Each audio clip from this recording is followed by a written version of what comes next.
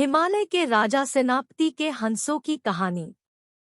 बहुत पुरानी बात है, हिमालय में प्रसिद्ध मानस नाम की झील थी। वहां पर कई पशु पक्षियों के साथ ही हंसों का एक झुंड भी रहता था। उनमें से दो हंस बहुत आकर्षक थे और दोनों ही देखने में एक जैसे थे, लेकिन उनमें से एक राजा था और दूसरा सेनापति। राजा का नाम था धृतराष्ट्र और सेनापति का नाम सुमुखा था। झील का नजारा बादलों के बीच में स्वर्ग जैसा प्रतीत होता था।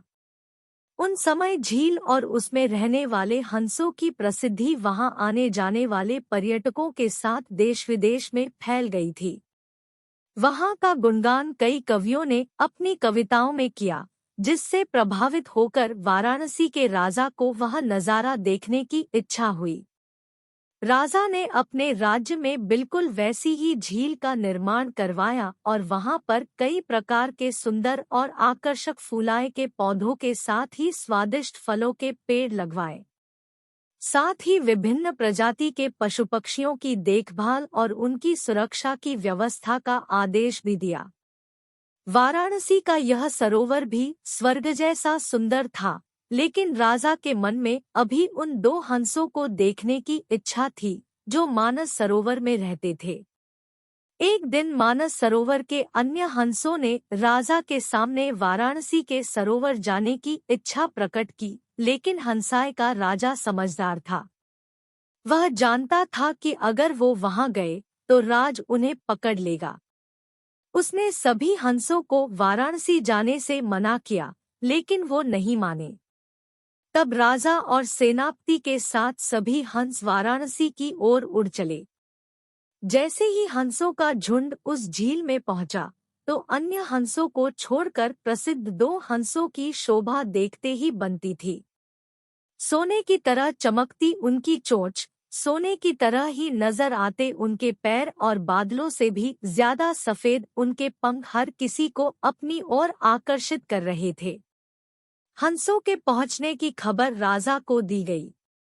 उसने हंसों को पकड़ने की युक्ति सोची और एक रात जब सब सो गए तो उन हंसों को पकड़ने के लिए जाल बिछाया गया। अगले दिन जब हंसों का राजा जागा और भ्रमण पर निकला तो वह जाल में फंस गया।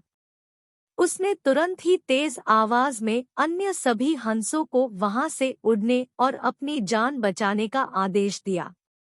अन्य सभी हंस उड़ गए, लेकिन उनका सेनापति सुमुखा अपने स्वामी को फंसा देखकर उसे बचाने के लिए वहीं रुक गया।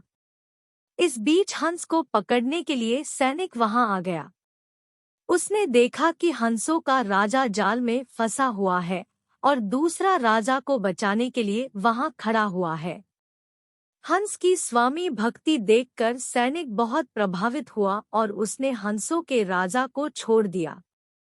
हंसों का राजा समझदार होने के साथ साथ दूरदर्शी भी था। उसने सोचा कि अगर राजा को पता चलेगा कि सैनिक ने उसे छोड़ दिया है तो राजा इसे जरूर प्राणदंड देगा।